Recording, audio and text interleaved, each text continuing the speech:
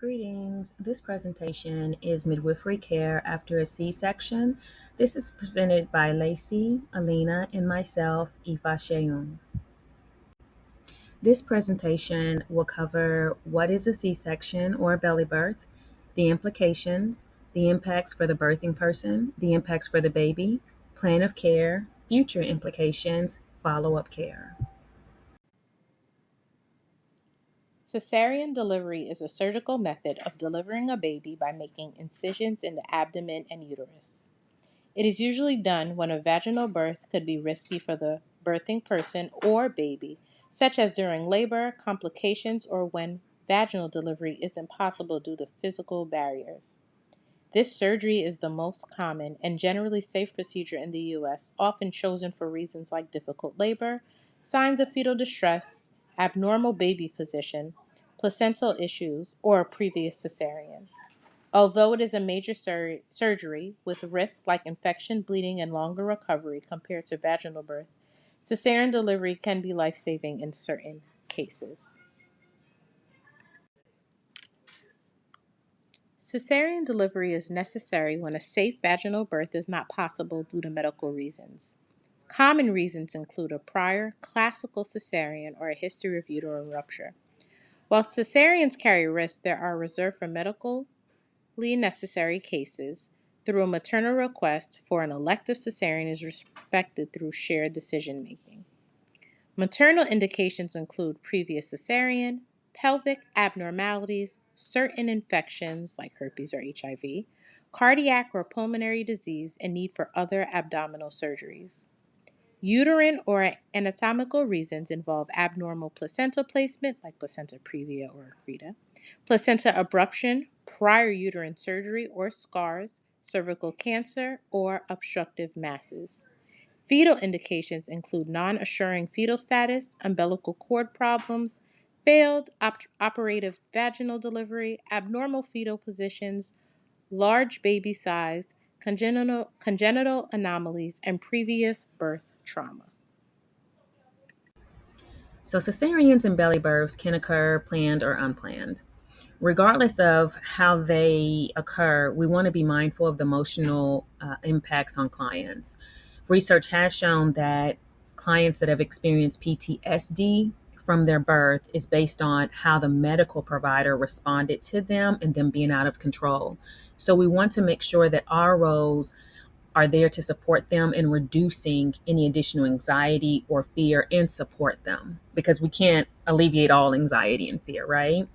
Additionally, we want to make sure to educate clients that the recovery can be longer. They might be in the hospital an additional 2 or 3 days. We want to inform them that due to decreased mobility, if they're required to lay in the bed, they're more at risk for blood clots. However, in most cases, they have them getting up and moving around. They are an increased risk for infections. They are at an increased risk for organ damage. Additionally, we want to be mindful of the pain management that is necessary for having such a major surgery. We want to be mindful of nursing positions. We want to be mindful if they have allergic reaction to anesthesia, such as nausea, vomiting, long-term effects of the epidural or spinal. Some clients are required to be completely sedated and are missing moments of their first baby's moments, that is. And we want to also let clients know that as their bodies are healing, it will take a little bit more time. We want to be more mindful of anything in the postpartum period, continue to educate them on the after pains, the lochia, the baby blues, tiredness, among any additional signs of postpartum mood disorders. So even though belly births and C-sections are typically indicated, some people do elect to have a repeat C-section or belly birth, but we want to be mindful of the impact on the baby. Some of the impacts can include early infection, inflammation disease, allergies, or metabolic diseases due to that disruption in establishing their own gut microbiome. Babies that are born via belly birth are at higher risk for developing asthma, wheezing, respiratory infections. Research does indicate that there is a higher incidence of babies having NICU stays due to respiratory complications, including transient tachypnea and low APGAR scores. Additionally, with a belly birth, there might be a delay in skin to skin contact, which is a delay in initiating of nursing. Electing to have a belly birth increases those that are born late preterm, which means 34 to 36 weeks and 6 days, which can impact the baby's health and mortality rates. However, some babies that are born via belly birth have minimal effects. I've had a belly birth with my twins, and I didn't get to talk on the last slide, but I wish I had more help, right? And I didn't know any different. I didn't know any different, so I can't blame anybody. I didn't even ask for help because, again, I was told, we're strong, we're women, black women at that, we buck up. But additionally, for the baby's impact, one of my twins was placed in the NICU for transient tachypnea, and they were born at 38 weeks. And most of his life up through 5, he did have a lot of respiratory issues, while his twin sister didn't have any. So that's one reason why I'm saying it could be one or the other, right? So there are impacts, and I've seen both of them. And I think as CPMs, we just need to be mindful of all the implications. Postpartum care plan. Education. Wound care. Gentle cleansing and drying the wound daily without scrubbing helps prevent irritation, promotes healing. Option for loose, comfortable clothing and cotton underwear to minimize discomfort and allow airflow to the incision site. Monitor for signs of infection, such as increased redness, swelling, or discharge. Pain management. Consider taking a pain reliever if the wound causes discomfort. Place a boppy pillow over the stomach to support the incision site when coughing, sneezing, laughing, nursing, or having a bowel movement to minimize strain and discomfort. Post operative gas pains. Practice deep breathing, exercises, and drink soothing herbal teas such as valerian, which can help promote relaxation and relieve discomfort. Comfrey for healing. Comfrey herb can promote wound healing and reduce inflammation. And a few activity restrictions. Once you're back home, you should be able to hold and carry your baby. However, activities to avoid: driving, exercising, carrying anything heavier than your baby, and engaging in sexual activity. In addition to providing the client with like the postpartum care plan and the immediate postpartum care that's given, it's also important to remember that at follow-up appointments, it's good to discuss the birth, monitor their pain. You could do an EPDS for an emotional screening, just to make sure that they're feeling better. And having like that traumatic birth of having a C-section when it wasn't planned can also cause some like different emotional things going on. So it's also good to encourage the client to make sure that they're following up with the doctor that performed the C-section and following any of those postpartum instructions that they get from them. You can palpate the uterus. Remember to be careful and not press on any of the scarring. You can visualize it to rule out any signs of infection, whether that be heat, pus, redness. Um, and then also educating the client on what to expect if there was to be an infection and what that would look like.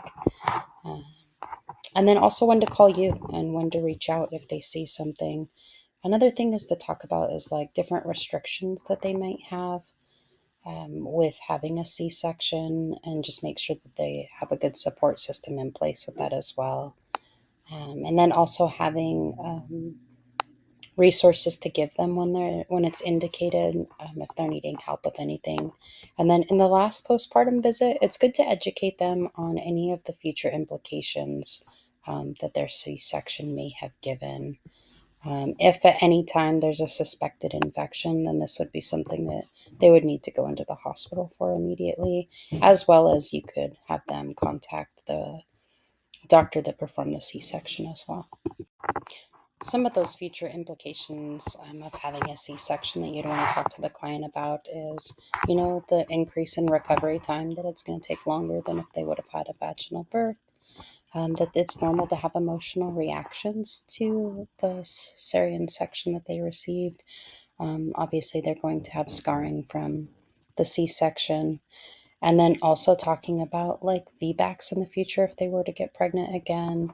and what that would look like as far as like placenta implantation, and when that would rule them out of having going for an out of hospital birth again.